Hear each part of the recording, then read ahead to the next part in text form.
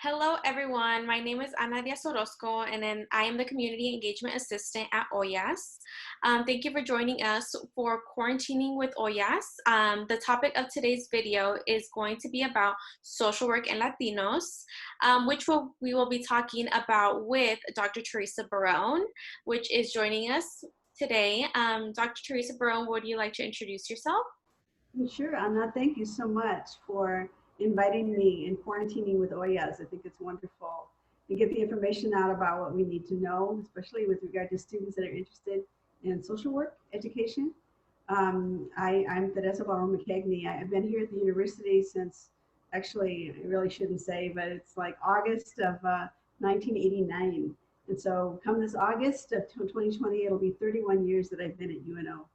And initially, the whole interest in Chicano Latino studies was kind of born out of my college, out of the College of Public Affairs and Community Service, with Mike Carroll and Joe Valadez, both faculty members from the Goodrich Scholarship Program.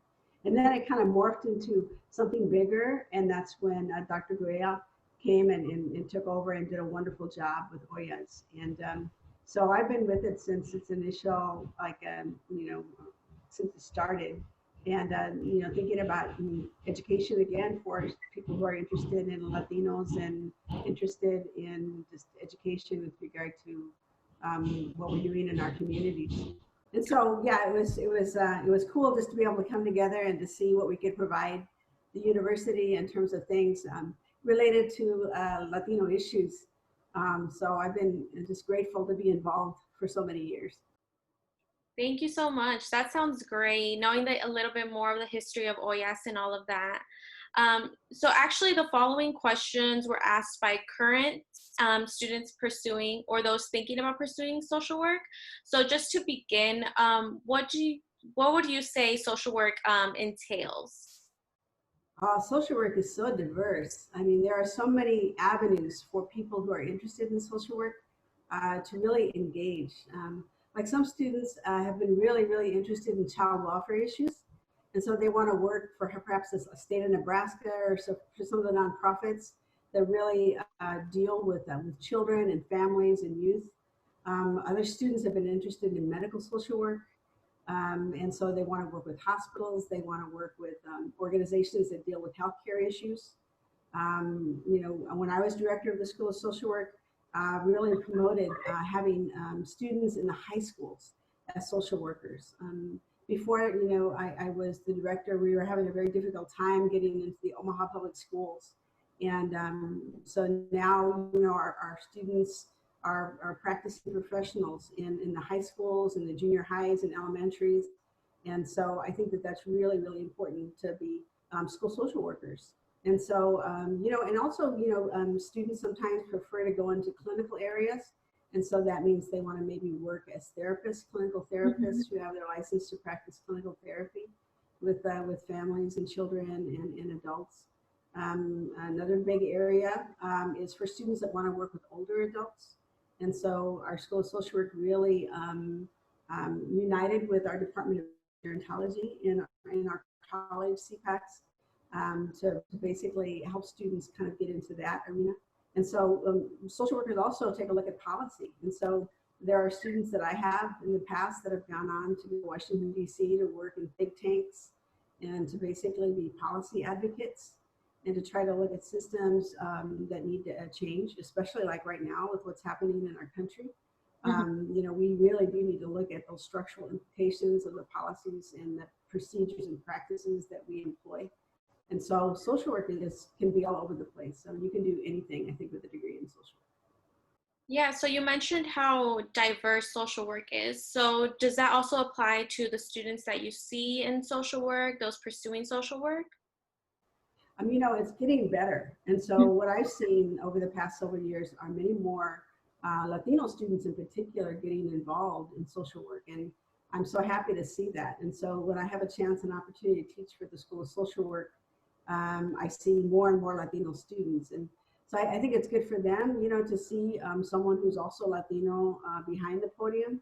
And it's really wonderful for me to see students who look like me in the classroom. And so it's a very, very good opportunity to just kind of like support each other in the roles that we have. And I'm happy to see that. We need more and more students of color in social work, as well as, just who we are in social work. And we need to advocate for more faculty, more staff, more graduate assistants, et cetera, who really come from diverse backgrounds. Because once we see that, then we say, hey, this school or this department is really open, to maybe my perspective, my presence, and that's really, really important. Of course. So along with that, why do you think that cultural competency is important when working with Latinos or people of color in social work? Well, if you go in with a set of lens that says, say, for example, I'm a white female, and I'm talking with you, Anna, and you're thinking, okay, you're nice and everything, but you have no idea what my family means to me. You have no idea what are the issues that I have to deal with on a daily basis. And so from my lens, perhaps as a white female, I'm saying, well, Anna, why don't you just learn to adapt? Why don't you learn to just look at things like through my lens? And I think things will be better for you. And so coming at it from that perspective is really culturally incompetent. And I think that over the years, that's what people have had to deal with, is they've had to deal with people that have said, if only you would do this, I think things would be better for you. Well, you know what? One thing is not going to change for us, Anna. It's not. And I'm going to be very bold here. And I hope all my students that are watching this in the future, in the past, and current are going to hear it. We're not going to be able to change the color of our skin. And so, when people see us, they automatically don't say, oh, geez, there's a human being. They say, oh, there's a Latino, or, there's a woman of color, or whatever. So that's not going to go away. So as long as we practice cultural competency and we understand where people are coming from their perspective, instead of trying to place them in what we think are important things for them to be placed in, then we're going to be okay. When we start to get very parochial, or we start to get very patriarchal about the vision that we see for people without hearing them, then people are going to come see us. I mean, social work, we're not going to get people to come to us if they have needs and they have issues, because they're going to go, why? And she's going to be just like everybody else. And so we've got to be able to practice cultural competency and know what those things are, and know what's meaningful to the people that we're working with who happen to be Latinos. And, I've taught, work with Latinos for a long, long time in the School of Social Work. And again, whenever I have a chance to teach, it's always just a really wonderful moment, because I get to basically exchange with our students what's important from my perspective, and also from the perspective of the literature and the people that I invite to class, what we have to do.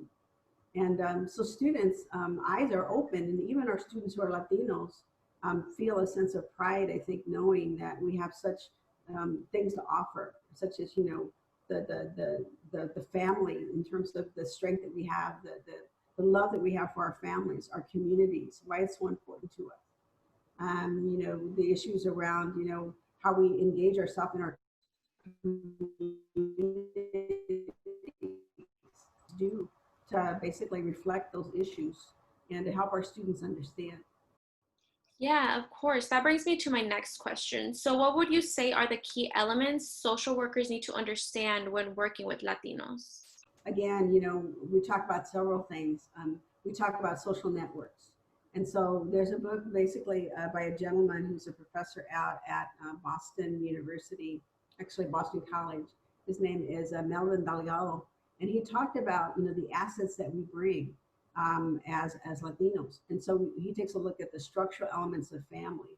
He takes a structural look at the elements of religion, faith-based communities, nonprofits, our engagement with, activities that lead to advocacy.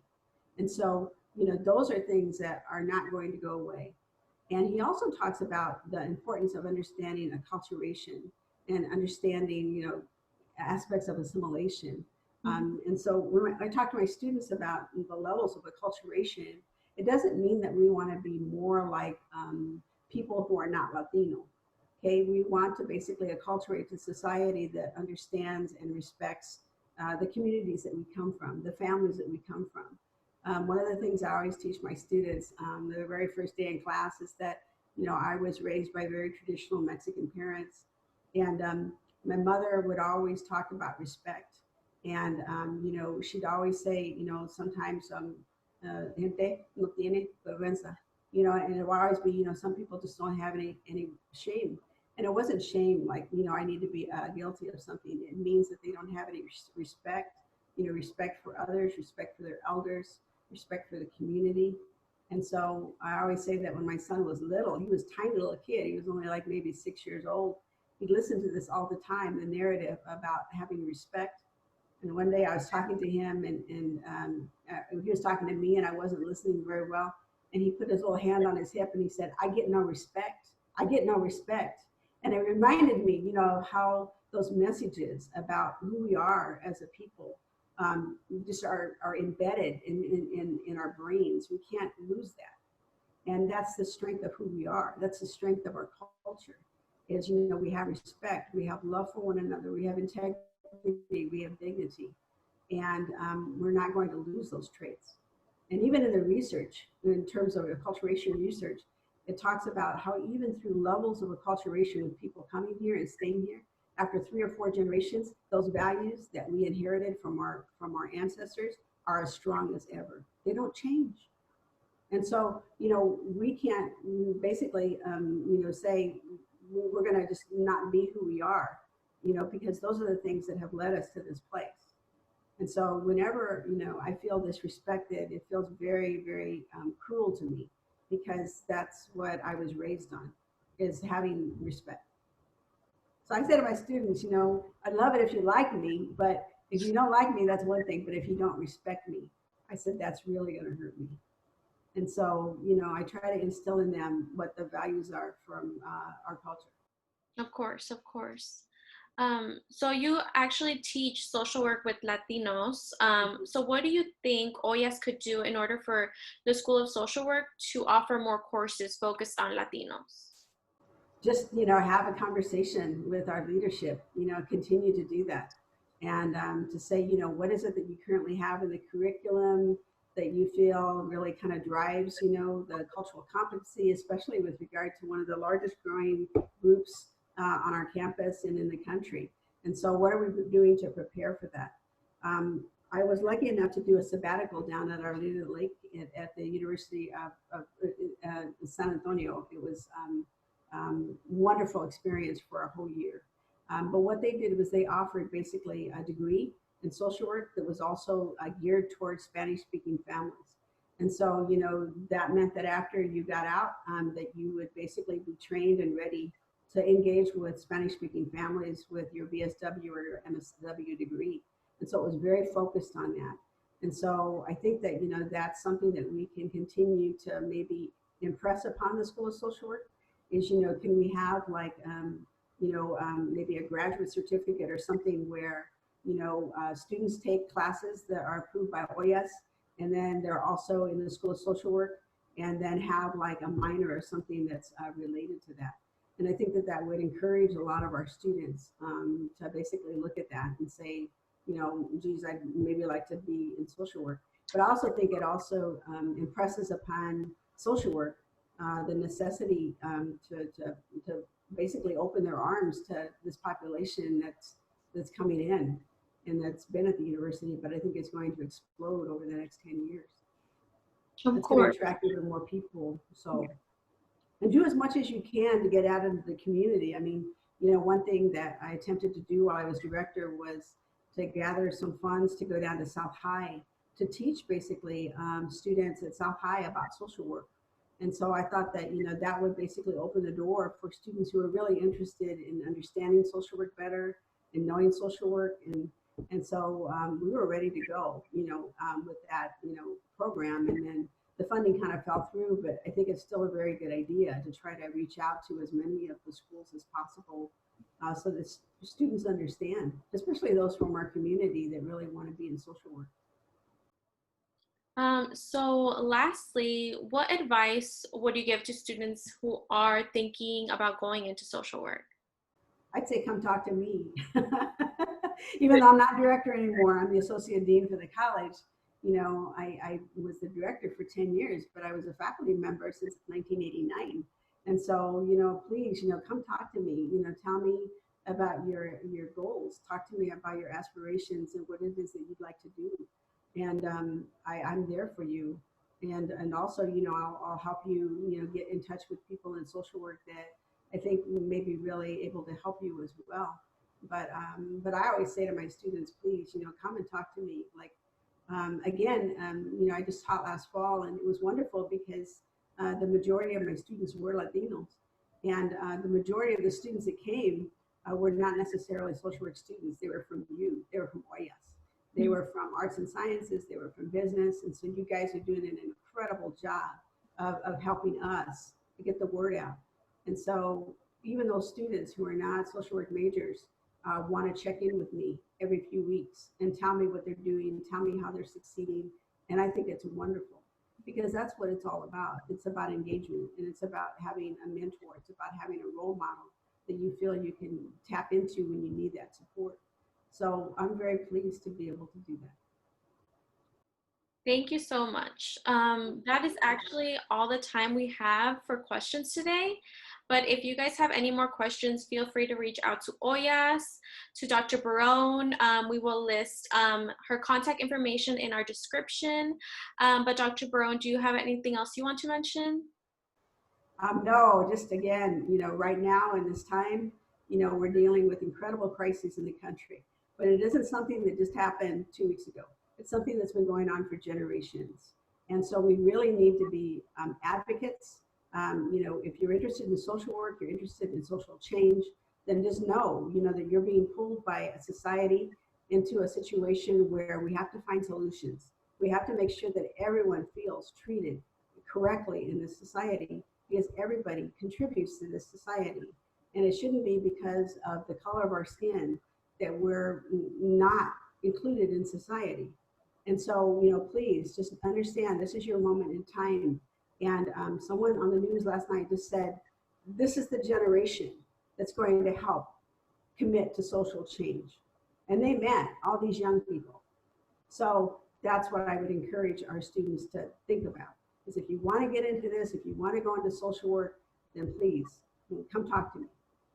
Thank you. Thank you so much, Dr. Barone, for taking the time out of your day to join us. For everyone else, please stay tuned for our next video of Quarantining with OLLAS.